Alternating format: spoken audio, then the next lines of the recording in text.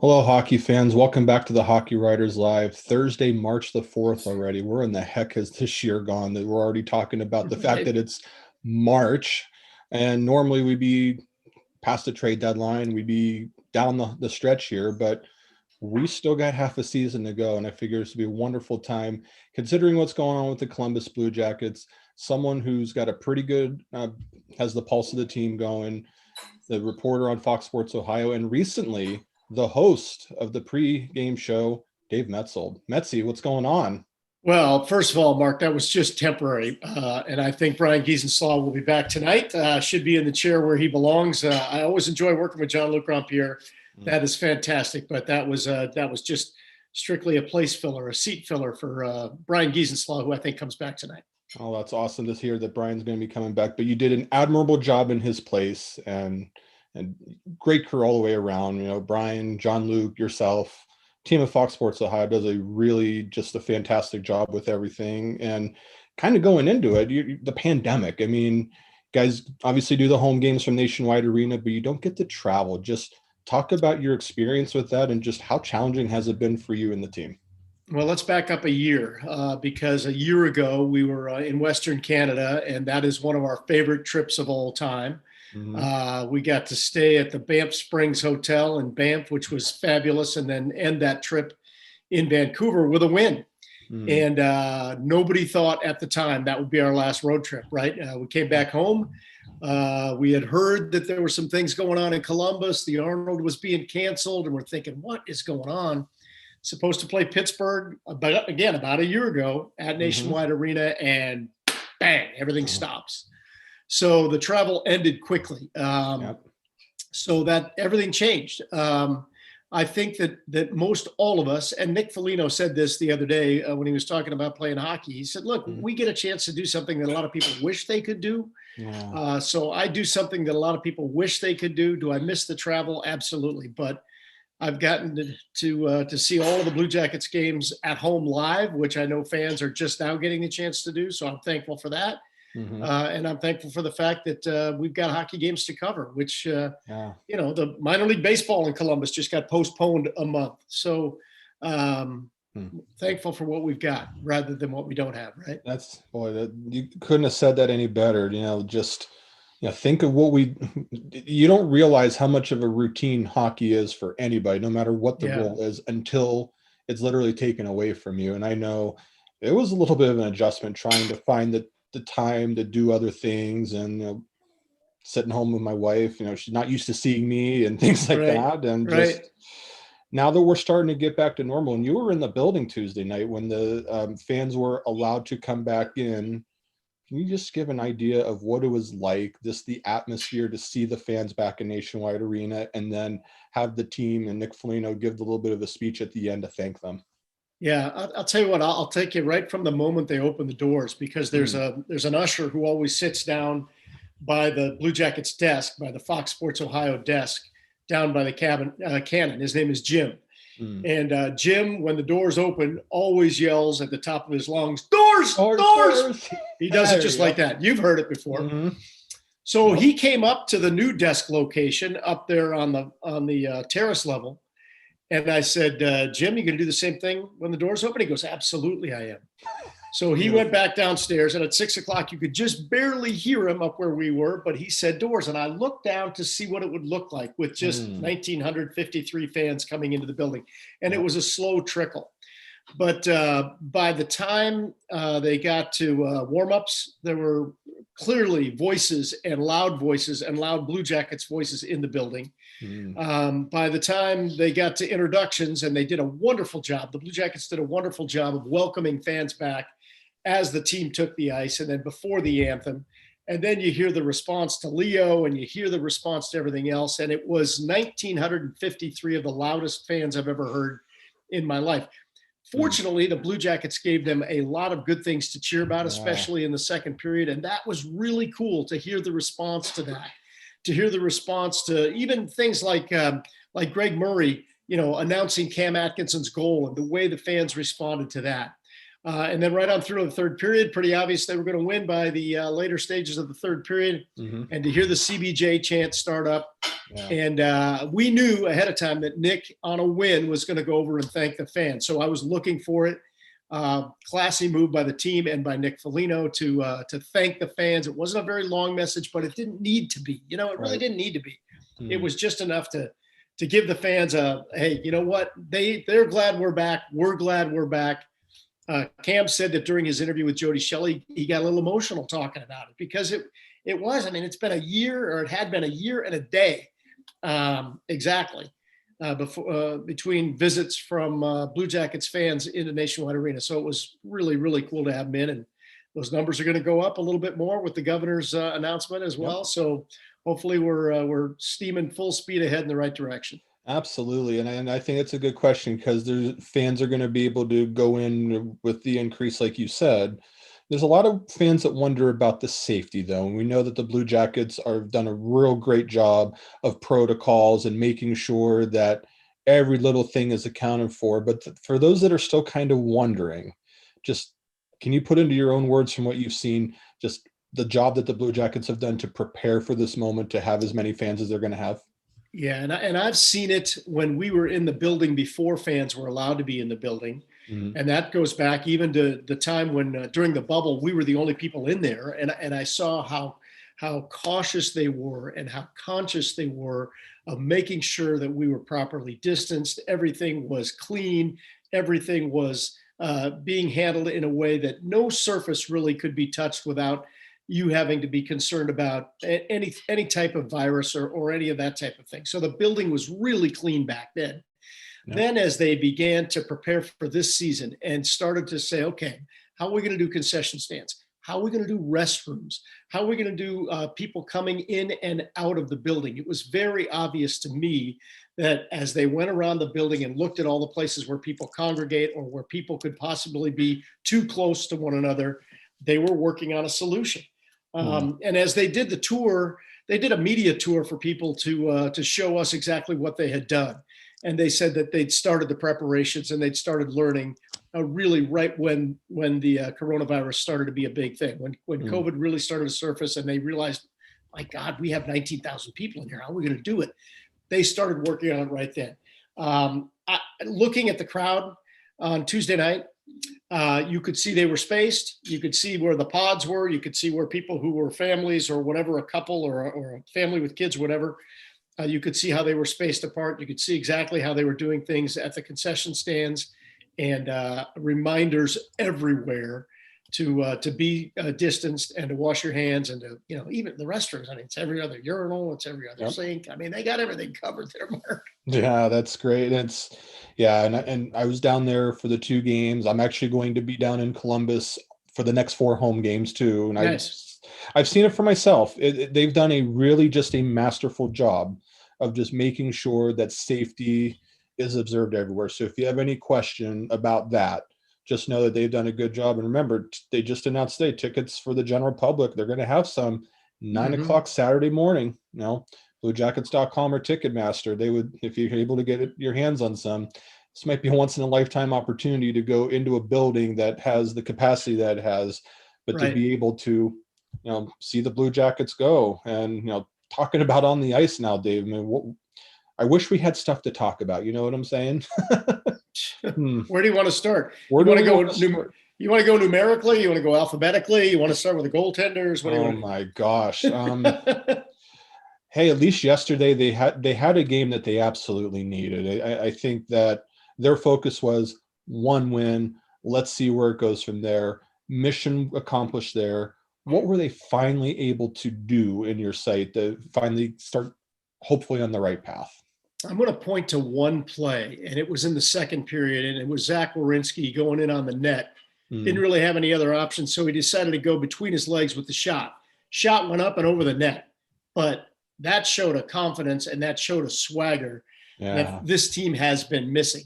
Cam Atkinson said in the postgame press conference yesterday, he was asked about that second period. And he goes, we were talking about how well we played in the second period. I can't remember if he was talking to Seth or whoever he said he was talking to, but he said, we talked about, hey, we played pretty good. That might've been our best period of the year. That's what they need. They need that Yeah. feeling about themselves. So it's Cam with that shorthanded goal, which was spectacular. Riley Nash, who's only scored 2 goals all year, buries one, top corner, beautiful, top cheese. I'm sorry, I misspoke. Top cheese. Chopped cheese. Roslovic with the great deflection, and then Boone Jenner, who's now got 7 goals in 23 games or whatever it is. Yep. I'm telling you, those are all things that needed to happen. Corpy wasn't very busy, but when he needed to be busy, he made the saves. And I agree with what we heard from Jarmo Kekalainen and what we have heard from Torts repeatedly. It's right now between the ears. You know, if we can see some of these other guys develop now and get some of that confidence, Max Domi is number 1. If we can get a lot of players feeling that confidently about their games, I think you'll see the whole team turn around. And it's a great segue into what I was going to ask you about next. Like, there are some players, you mentioned Domi. You know, Oliver Bjorkstrand's been a little bit up and down, but overall, there's talent on this team. They've demonstrated it before. I know there's new players on the team, but my goodness, it seemed like that if it all goes against them, well, saw what happened in Nashville. You saw the 0-4-1 that led into this. Just what will it actually take to get Domi going consistently, to get Bjorkstrand going? Is that a John Tortorella thing, or, you know, maybe it's a little bit of both? Like, how do we wake those guys up? That's a really good question. I think with Domi, he's got to feel some success. So then the question becomes, how do you get him some success? All of his goals this year have been on one-timers. Maybe you set him up in a circle and just let him crank away on a power play until he gets some of that success. But he seems to be in his own head to the point where now, you know, he had the egregious turnover at home in that game against Chicago that was awful. You know, that sticks with you for a while until you find something on the other side that erases something like that. He hasn't worked out at the center position, so he's on the wing now, and I'm sure that's weighing on his brain. I'm sure looking at what Josh Anderson, his buddy, who he was traded for, is doing in Montreal is weighing on his brain. So it's the simple answer is all he's got to do is experience some success. Oh, that's easy. But it's not that easy. He's got to get himself going. Bjorkstrand, we've seen get himself going. And sometimes it takes a little kick in the pants from Tortorella. But I think when he gets his feet moving, he will tell you he's a better player. When he goes into the corner and gets engaged in a puck battle and wins that puck battle and creates an opportunity for himself, he is a better player. But again, we can all see it. They all know it. Let's be honest, Mark. They all know what it takes to get them going. They've just got to make those plays and get out of their own way. I mean, just stop worrying about making a mistake and just go make the play. Dave Maetzold from Fox Sports Ohio joining us here on the Hockey Writers Live. And another big key that I think, you know, anyone that's watched the Blue Jackets for any length of time this season, the center position. You look at Jack Roslovic is in, but is an inexperienced center. Alex Texier, exciting player, but still learning the position. Kevin Stenlund now is getting a chance. Riley Nash might be their most accomplished center, but man, that is a lot to overcome. So my question for you, Dave, is where's the balance between trying to develop those centers, but also knowing that they still have a team that they feel like that they can do something and win? So how do they accomplish both? Well, they have to accomplish both. I think it's vital that they have that strength at center up the middle of the ice to have any kind of success. So they have to. Now, I'm going to go into a little segment here that's going to sound like a whole lot of excuse making, but let's play Jarmo Kekalainen and John Tortorella for just a second. Okay, well, no problem. We made this trade and we got Max Domi coming in, and he'll be our number 2 center behind who? PLD. Okay, great. That's no problem. So PLD is developing into a great young center. That'll be fine. And then we've signed this 37-year-old center who's got 15 years of NHL experience. He's going to be a great number 3, number 4 center. He's going to help mentor some of these young guys, and it's going to work out just fine. Then what happens? PL says, I want out. What? You want out? Oh, okay. Now Domi is potentially your number 1 center. That's not working out.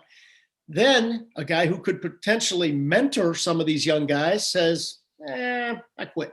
I retire. I'm done. God bless Mikko Koivu. He's done a lot in his career. You know, I'm a Minnesota guy. Minnesota Wild fans love him, but he quit. You quit. You're done? Whoa, now what are we going to do? And so they're stuck. So they make the trade. They get Laine, which is great. They get Roslovic, who I love. I love the local angle of getting Jack Roslovic back in here. Yep. But they don't have anybody up center ice. PL's gone. Koivu's retired. Domi's not working out.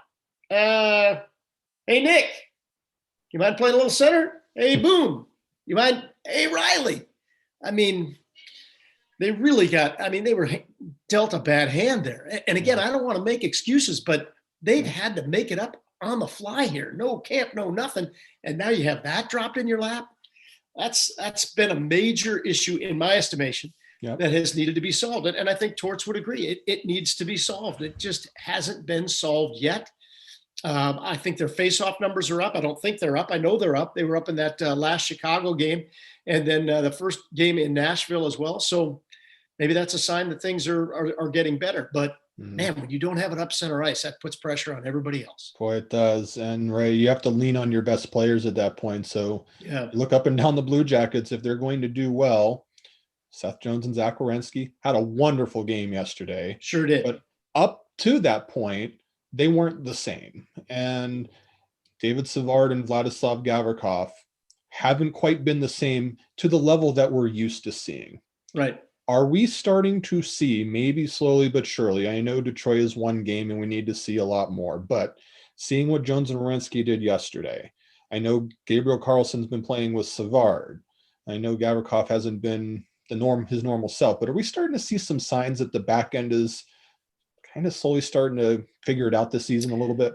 Yeah, I think we saw it against the Red Wings. Keep in mind now, Zach had that groin injury that hampered him. He tried to come back, didn't work out exactly the way he wanted. And Torts said, look, I don't want you back unless you're ready to go, unless you can go after pucks. And he came back, and I think he was better when he came back.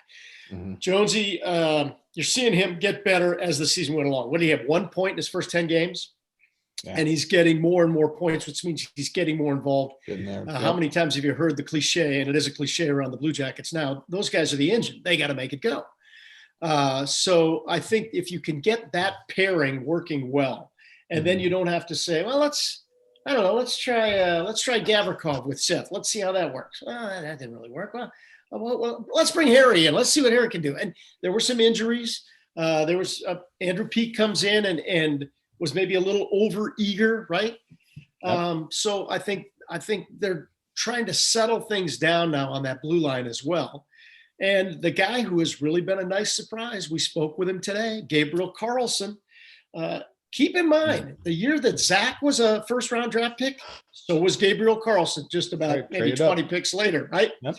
So that's 2 first-rounders on your blue line, 3 really with Seth in there, who are developing all the time now into the defensemen that we are more used to seeing them.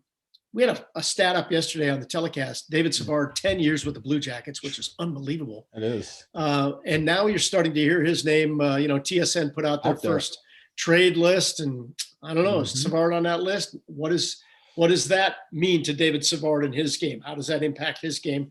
How does that impact play overall on the Blue Jackets blue line? So a lot of things going on, but I think overall, to stop my very long question to a very simple question, I think that as a unit, that blue line is solidifying into the group that we're more familiar with. Yeah, and that'll really help, especially when you have the young centers that we're developing.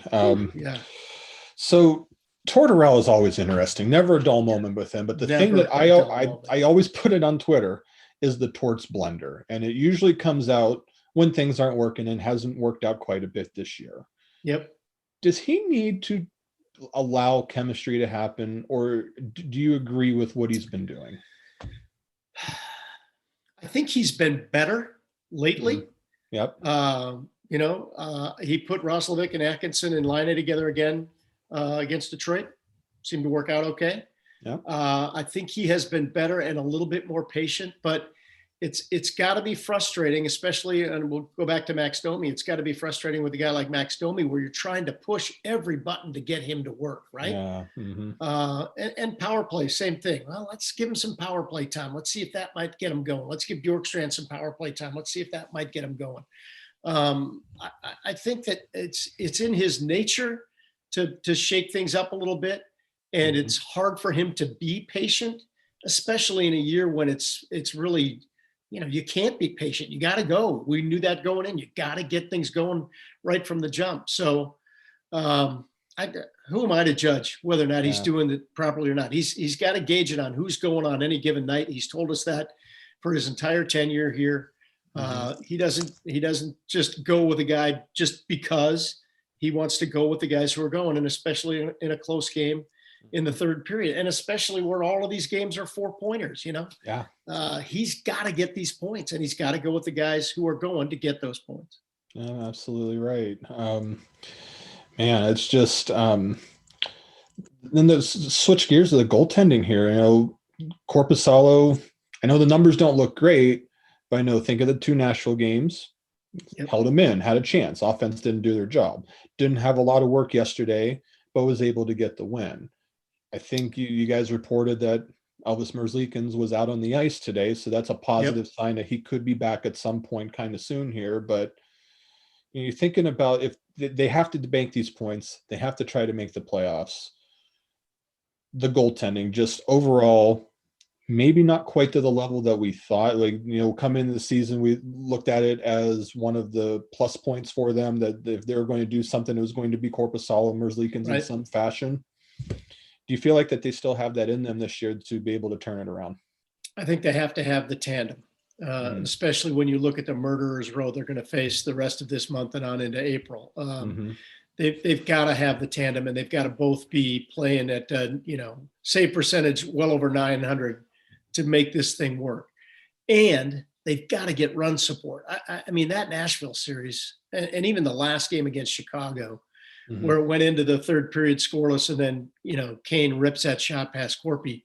It's got to be very demanding on whoever's playing that position to know that any given night you can't give up more than 1. You give up 2, God, with a team ahead of you playing like they've been playing, I gave up 2. Now I'm in trouble. Our team's not coming back from 2-0 or 2-1. So they've got to get them some run support, and not just that first goal, Mark, but they got to get the second one and the third one, so those goaltenders can relax.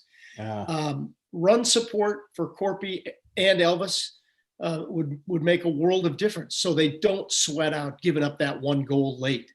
Imagine that, Corpy played really well. I'll go back to that last game against Chicago. He played really well.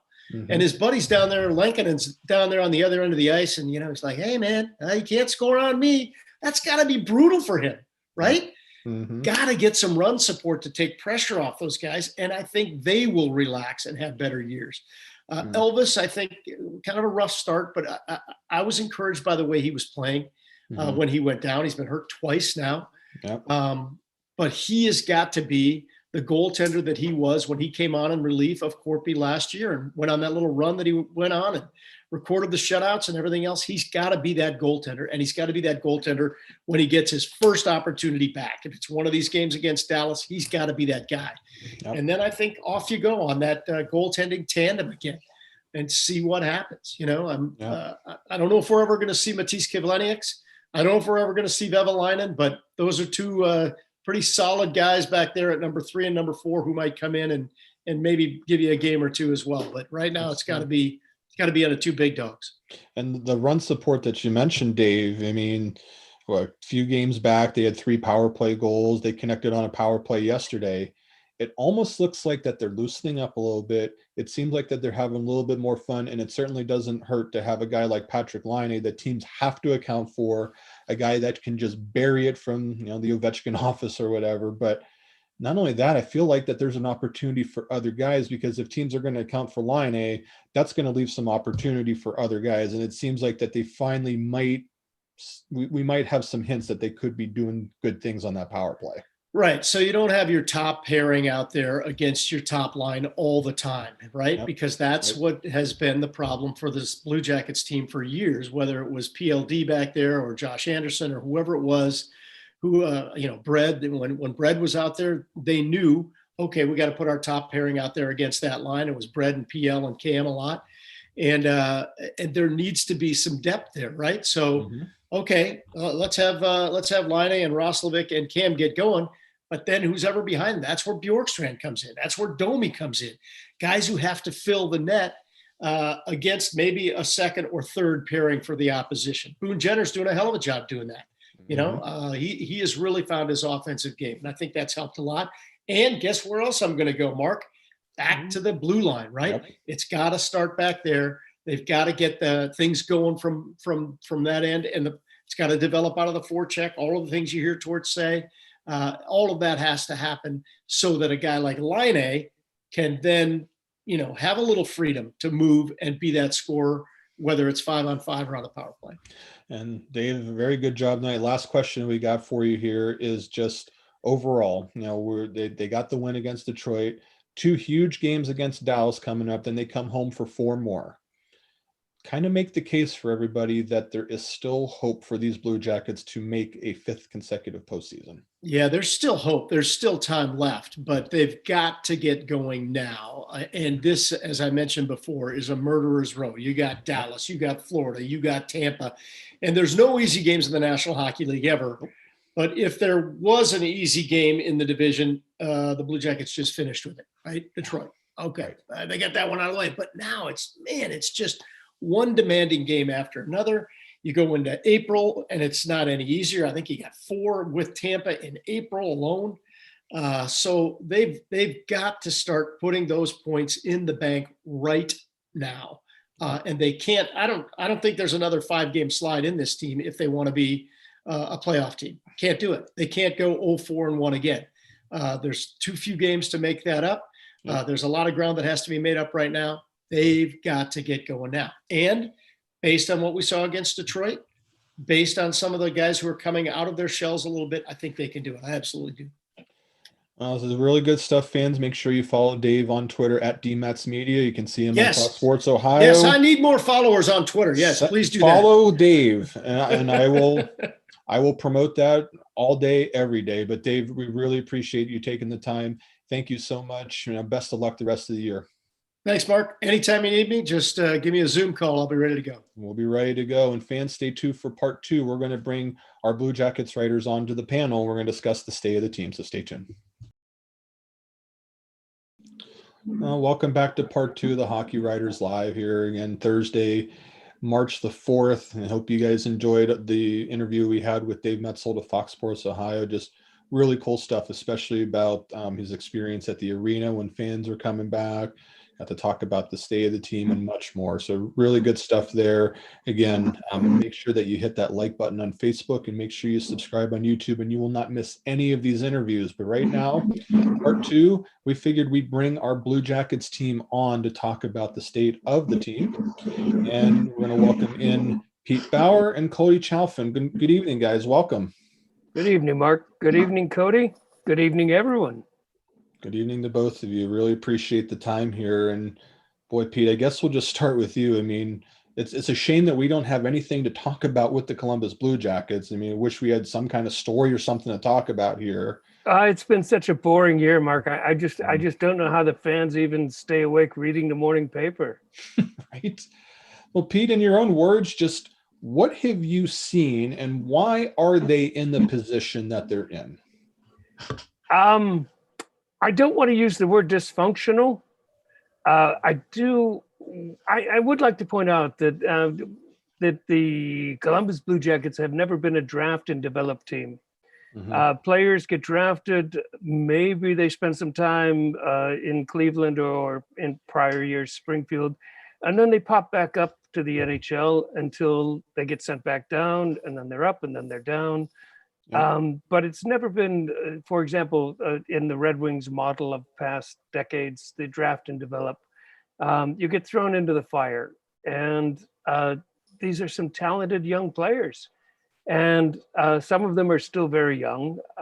You look at Bemstrom, Borgström, Domi just had a birthday, but for the most part, between 22 and 25, Texier even a bit younger, and they really haven't had a solid time to develop. And then once they get up this year, they don't even know shift to shift who they're going to be with.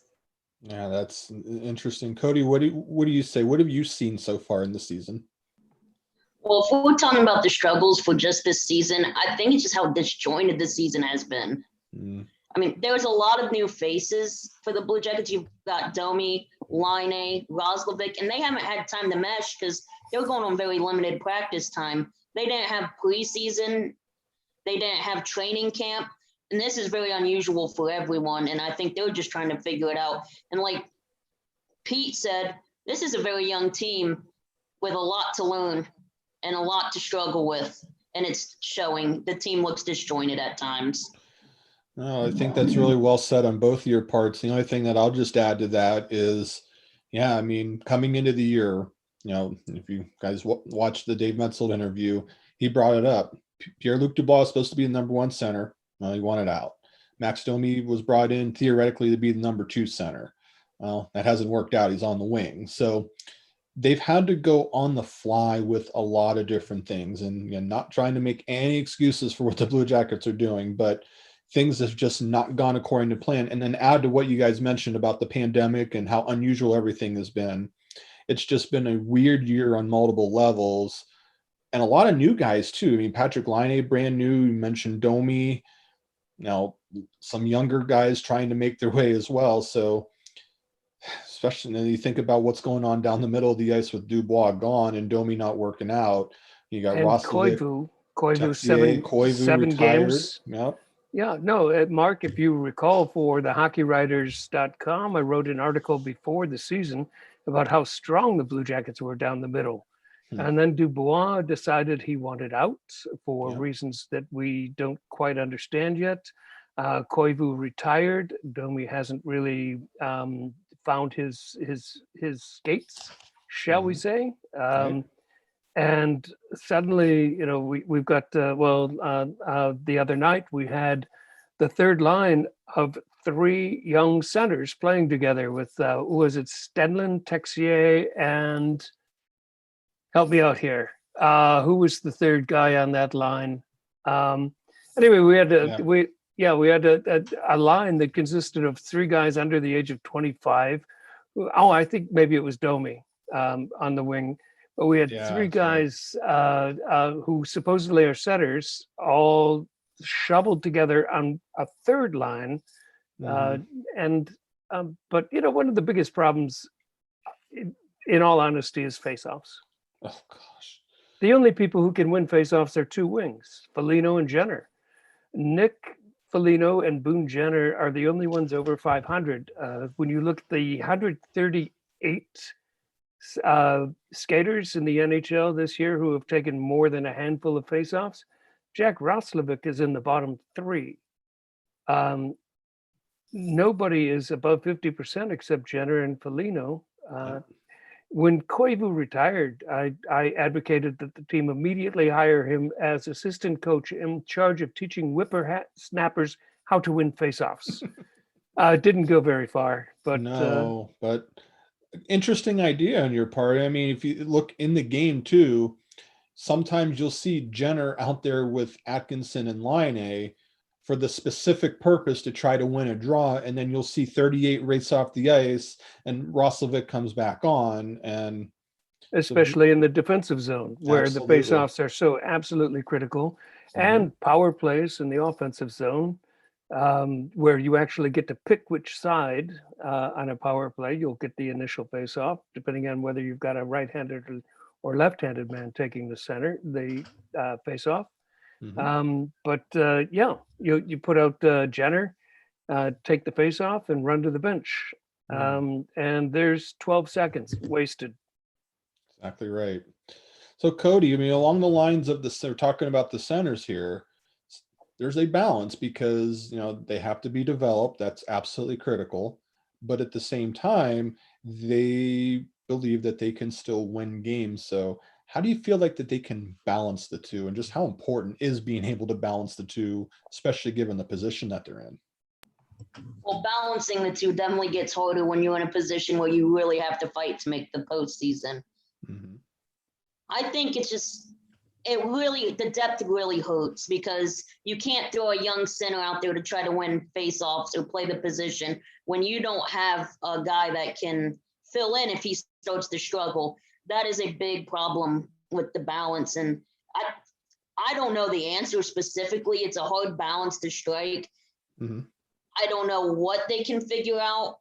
I almost feel like they need to test the waters at the trade deadline for a experienced center that can come in and help out. I think that's a big issue because they don't have an experienced center to teach the young guys how to play the position. You got Riley Nash, but playing in the bottom six. And I know Kekalainen in the press conference yesterday kind of hinted that they're looking. So Pete, how do you feel like that they can accomplish that task?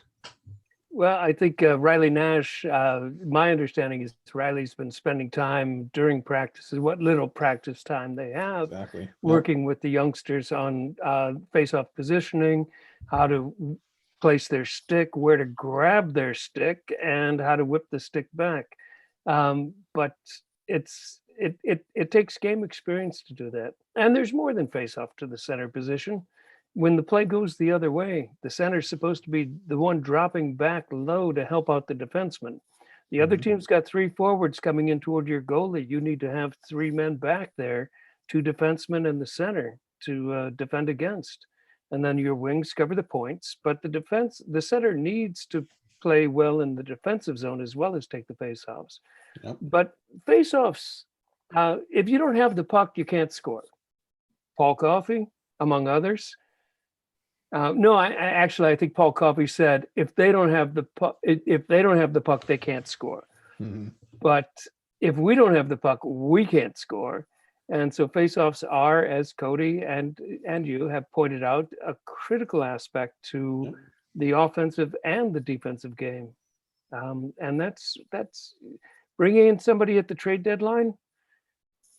That's a possibility, but I think, Cody, that we're talking about somebody who would help out on the ice rather than in a teaching role this year, because there are so few days off and so few morning skates and so limited ice time, where bringing in somebody experienced between now and the trade deadline to help teach might be a little impractical, but bringing in somebody who can actually contribute on the ice during games and actually win those faceoffs, that's something that I would love to see. And I'll just I would like add, to clarify my comments on bringing in someone experienced to teach. What I meant by that was bringing someone that can lead by example on the ice. So someone that is very skilled at the position that they can watch and say, that's how it's done. That's what I meant. Not like someone for a specific teaching role. Fair enough, Cody. Yeah. Absolutely.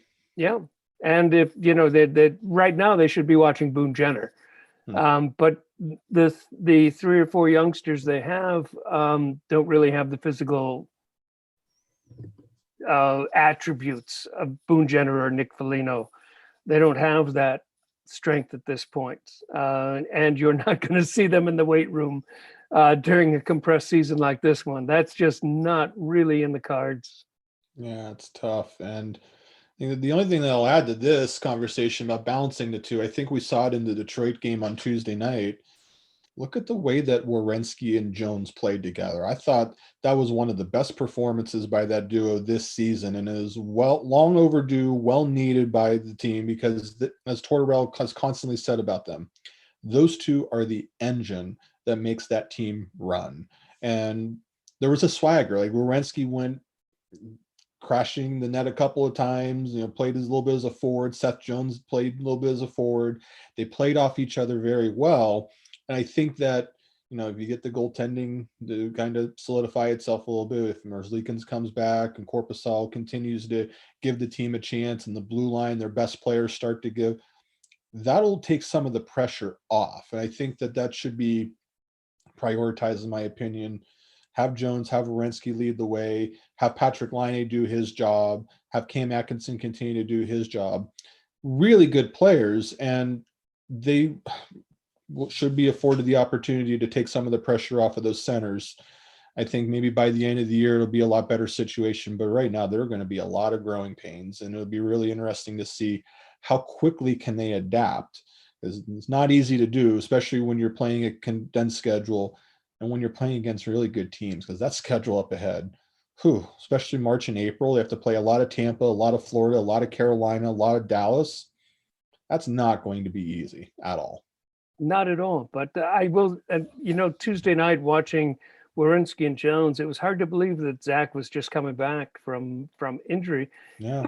Flashback to last year. And one of the nice things is, even though they were on the ice with guys who are new to the team this year, you saw forwards falling back to the point. You saw forwards go into the boards to cover when one of the defensemen pinched, and they did it so naturally. Well, for 2 out of 3 periods anyway.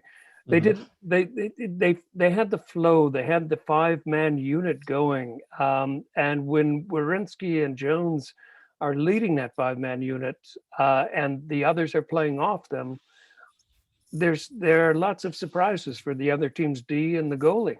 Mhm. Cody, what do you think about that? I did. It looked like it flowed all much better last night. At times in the third period, I felt like it wasn't as clear to see, but I felt like the team played good as a unit. The young forwards were doing young forwards and the forwards were doing a great job covering for the defense. It was a much better performance overall. Absolutely. And it's about, I'm halfway through here. Again, this is the Hockey Writers Live. You're joining us. I'm your host, Mark Scheig, and we have our Blue Jackets writers, Pete Bauer and Cody Chalfan, joining us here to talk about kind of the state of the team. And Pete, I'll go back to you. You saw that Kekalainen came out and gave that vote of confidence to Tortorella. I just wonder, do you feel like that had to happen? And, it did happen. So was it the right move in your opinion? Absolutely. In this condensed schedule, what are you going to do? Promote one of the assistants who is going to maintain the same system and do exactly what he's been doing, but only standing somewhere else on the bench, or bring in a new coach who doesn't have practice time or video time to try to instill a new system when they're already on the ropes. You can't bring in a new coach at this point. So I think that the vote of confidence that Tortorella got, not just from management, but from the players as well on Twitter and in conferences afterward, Zooms afterward. Tortorella is in the last year of his contract. Would this be the time to say, all right, now we're signing a 5-year extension? No. Is this the time to say, we have faith in what we have going on here, and we think we can right this ship, make the playoffs, and make some noise? Absolutely. Because the alternative is to try to start from scratch in the middle of a condensed season, and that ain't going to work. No, it is not. Cody, do you agree that that was the right move to give him a vote of confidence? Yes, I do. No matter how much Tortorella says he's not coaching to keep his job and he's coaching the game to win games. I know he's coaching to win games, but it's easier to do that when you're not looking over your shoulder, worried about if you're going to have a job or not. And this condensed season, there is no move you can make that is logical, like Pete said. So they have to stick the course with Tortorella, at least for the season. And I'm not going to touch on the debate that's going on for his job, but it's very important to have management on his side. It will make his job easier, and just I think it can help the team overall. The players will be confident in him as a coach, and yeah. I agree with both of you. I'm not sure what firing him would have accomplished. I mean, what, Brad Larson or Brad Shaw just comes right in and what Pete said carries on the same thing. Who would you even bring in anyway? I mean, with a condensed schedule like this, with everything being weird, I would have felt that would have been an unfair move. And I know a lot of fans are jumping on the fire Tortorella train because of the way he handles his lines or other things like that. And they can't get the best out of players. It hasn't been able to he only got to past the first round once. There's a lot of arguments that people are making, but don't think that would have been very fair to him. I mean, one coach of the year, finished runner-up a couple other times. He tends to know how to get the best out of players. And at the end of the day, the Blue Jackets players, at least most of them, love his approach and love the fact that he's all in to win. So again, this year, I'm not sure. I know, will he come back? That's a whole different discussion. But right here, right now, I feel like that I'm not sure what you would accomplish trying to fire him at that point. And Mark, you and I are both old enough to have watched the growth and development of Tortorella as a coach Yep. from his early days and until his bench management style of today. He is a younger people might not realize it, but this is the mellow Tortorella. Oh yes. And he's developed so he's become much more of a player oriented coach. People who haven't seen him over the last couple decades haven't seen that, but he's the winningest coach in Blue Jackets history. Yep. He's the only coach to get them into the playoffs 4 out of 5 years. He's the only coach to get them past the first round of the playoffs. He's the most successful coach in the history of the Columbus Blue Jackets. And that doesn't stop today. That's right. Now, let's keep talking about Tortorella, Cody, and just, what can he admits he knows that, he's made some mistakes. He knows he can be better. Just from what you've seen, where do you feel like Tortorella can be better, especially in this stretch, trying to get back into this playoff race? I think he just needs to give the younger players a longer leash sometimes. He's too quick to put them on the bench if they're not checking how he wants. And I get that's part of the way the Blue Jackets work, but to have some success, he's going to have to allow those players to show their creativity at times. I'm not saying let the players run wild. Like, of course, with the line A situation, that's a very different situation. He has to make sure he follows his expectations and so he can keep the locker room. Yep. But I just think he needs to be more patient with some of the younger players sometimes. Pete, what do you think? Well, I'd like to see a lot of what we're seeing in the NHL over the last 7 to 10 years is not so much lines as pairs of players with the third player stuck on the line or put on the line temporarily or situationally. And I think that Coach Tortorella is trying to find those pairs to determine which ones work. Is it Line and Atkinson? Is it Roslovic and Line? Is it Roslovic and Atkinson? But I think that the Blue Jackets are struggling right now to find the pairs of players among the forwards who work really well together, and then find the third one who fits in. That third one can always be Jenner or Foligno because they fit with just about anybody, and they can do just about anything except Liney's one-timer and Atkinson's breakaway. Those are unique skills. But once the pairs start to fall into place, the duos, then the third man on the line becomes an asset. And I think that we're not seeing those duos among the forwards develop or exert themselves or just blossom the way that we'd really like. And is that in part because lines change from shift to shift, period to period, game to game, week to week? Or is it because the chemistry just hasn't developed? Mark, it's really hard to say this, but hey, it's still early. We're not even at the halfway point of the season. We're at about, we're a little past the 1/3 of the point of this 56 game compressed 2021 season for the Blue Jackets. But there is still time for things to sort out. Goal number one right now is to get into the playoffs. Yep. And then by then, hopefully things will have clicked, and then it's time to make noise. And the only thing that I'm going to add to this conversation, and both of you alluded to it at different points, the trust factor. Like he's pretty much established that if you do what he asks you to do, if you give the effort and you know what you're doing away from the puck, he will trust you. That's why you see Foligno out there all the time. That's why you see Boone Jenner out there all the time. If you're going well, you're going to play. But where's Liam Foudy been? He had a little bit of a rough start to the year. Now I know he's around, but he's kind of a little bit of an afterthought. And I thought that he was going to take the next step this year, and he still could, but it didn't take Foudy long to get into the doghouse of sorts, to be kind of out of the rotation for now.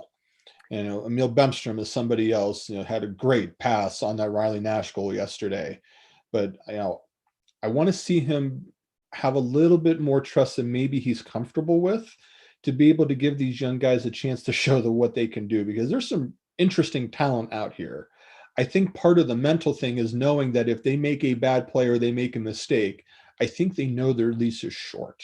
And if they can have the understanding that they can go out there and make a mistake or two and not have to worry about, thinking that they're going to be benched, I think that'll really help this team. But it will be interesting to see if Tortorella can come to that or not. So, Well, guys, Mark, go ahead. If I may, Liam's down in Cleveland right now. He is, and, yes. and I'm really happy to see that. I hope he spends the rest. He is injured right now, though. Well, but I hope he spends the rest of the year in Cleveland. I want him to find his footing in a place where he is above average. I don't want to see him in the NHL as a very young, not particularly muscular young man getting beaten up. I'd like to see him excel in Cleveland, get the experience, get the confidence, and then come back. I'd like to see Bjorkstrand move the puck 1/4 of an inch. How many posts and crossbars has he hit this year? In the last week, he's probably rung the bell more times than the Hunchback of Notre Dame. And if half of those had bounced off that round piece of iron in just a slightly different direction, they would have gone in the net, and he would have doubled his goal output so far this year. Right now, he's got twice as many, maybe more than that, assists than he has goals. The last 2 years, he was over 20 goals both years, and 15 and 13 assists.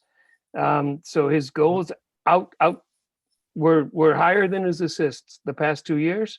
This year, not so much. And it's a matter of fractions of inches.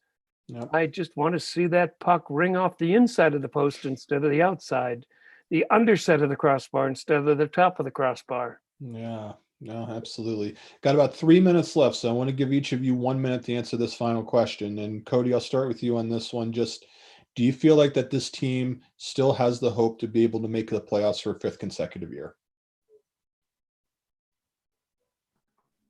Yes, I do. They've shown us at times their defense can play, their offense can play, and their power play can heat up. So if they can, but they just haven't put it together. If they can put all 3 of those things together and go on a little bit of a hot streak here, there's no reason they can't. Pete, what do you think? Well, I think tonight it's Dallas at home, and then a day off, and then Dallas at home, and then a road trip with, there's a day off there that might be, hey, rest or practice? I vote practice. And then a couple in Florida, and or a couple at home against Florida, and then a couple at home against Dallas, and then they've got 3 days off before they play again in Carolina. So let's see them go to Dallas, come back with 2 or 3 points. 4 would be nice, and get a practice day, and then start picking up points against Florida and Dallas, and then have a little time before they go to Carolina. But Mark, there's one little point I want to add is the loser point. That point the teams earn for losing in a shutout or in overtime loss. That 1 point can be critical, especially in a condensed season, especially with interdivisional play as we have this year. But every time you earn 1 point, you've lost 1 point. That 1 point could have been 2. Yep. And the Blue Jackets have yet to win a shootout. And am I correct in that? No, Texier won that sick move against Florida. So that was the shootout. Oh, that's right. He did win. Yes. Yep. And that was, I have bookmarked that move. I'm going to try it next week. But every time they get a loser point, it means they didn't win a game. And I want to see them start winning in overtime. I want to see them start winning in the shootout. If the shootout was, if you could, rather than a shootout, if you could pick any all-star skill competition, you could get an accuracy shooter and put Laine out there. You could get a puck handling skill competition and put maybe, I don't know, Domi out there or Roslovic. But it's the shootout. And you've got Cam Atkinson, who's great on breakaways. You've got Texier, who has shown us that he can be creative on breakaways. Patrick Laine, he's not a breakaway guy. He's a one-timer guy. They don't have one-timers in the shootout. That's not really part of the He's still a good shootout guy, thow. He's up around 40% for his career anyway. So 40 ain't 60, Mark. Yeah. I want to see them getting that second point. Yeah. It's better to get 1 point than none, but it's better to get 2 points than one. Yep, absolutely. And I'll just end with this. Watch the trade deadline. I know they're looking for a center, whether they can find one or not with all the quarantine rules and just individual situations. It's certainly going to be a buyer's market because there's going to be a lot of sellers, and I mean that could drive the price down. So maybe there's an opportunity, but the point is the hope is not lost. The mountain is tall. They're in a tough spot right now, given center depth and everything else. But the season's not over. If they can get on a little bit of a roll somehow, some way, let the defense and goaltending run the way, I really feel like that they can still find a way here. But they got to go now. They get another losing streak of this time. Might as well start looking to next year. Pete, Cody, this has been awesome. Thank you both very much for joining in on the panel tonight. We really appreciate your time talking about the Columbus Blue Jackets. Go Blue Jackets. Thanks, Mark. Thanks, Cody. Yep. Thank you, Mark. Thanks, guys. Thanks, and absolutely. And fans, next week we'll be back here next Thursday again. We'll have a guest in the panel to be determined. We really appreciate your time. Be well, be safe. Have a good week. And we'll see you in this space next week here on the Hockey Writers Live.